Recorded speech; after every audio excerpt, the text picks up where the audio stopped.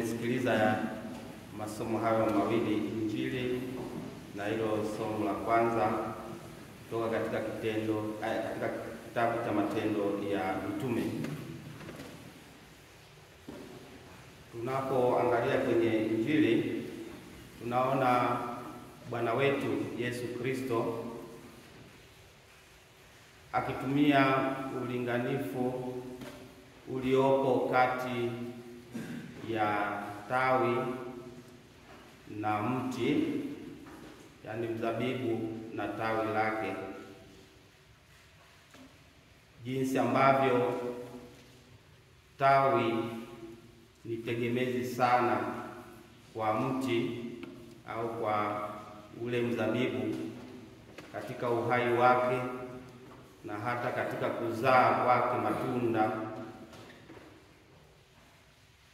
Anasema ndivyo ilivyo katika kuelezea utegemezi wa mfuasi wake au wa yule anayemwamini wake katika kuzaa kwake, lakini zaidi katika kuendelea kuwa hai kama Mkristo.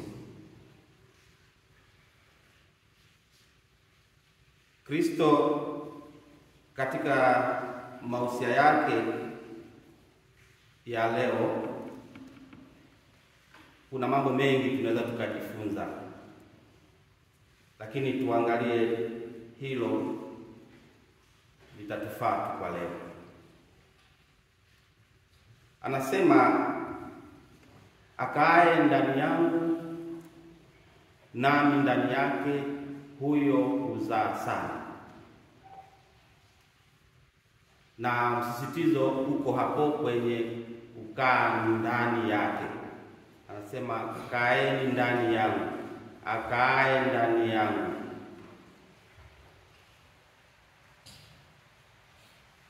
Huzaa matunda mema mazuri. Na matunda anayozungumza hapa ni yale matunda ya kiroho. Matunda ya kiroho ambayo tukiendelea hapo ni matunda ya uzima wa milele. Tumeshafanya Wakristo na destiny yetu ni kuishi hayo maisha ambayo kuanzia sasa yanatuingiza kwenye umilele katika muungano wa kudumu na Mungu. Sasa kukaa ndani yake ili uweze kuzaa matunda hayo, anamaanisha nini? Anamaanisha kushika neno lake, kuyashika maneno yake. Na ametokeza pale mwisho wa Injili, maneno yangu yakikaa ndani yenu, mtakuwa wanafunzi wangu kweli kweli. Sasa kulishika neno lake, kuyashika mafundisho yake. Kwa nini? Kwa sababu anatuambia mahali pengine kwamba maneno yake, mafundisho yake kwanza ni roho, pili ni uzima, tatu ni ukweli.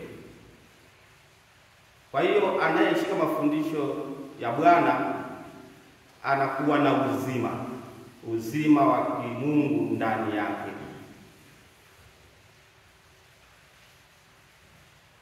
Lakini anashika ukweli, na ukweli huo unamweka huru kama mwana wa Mungu na mfuasi wa kweli wa Kristo.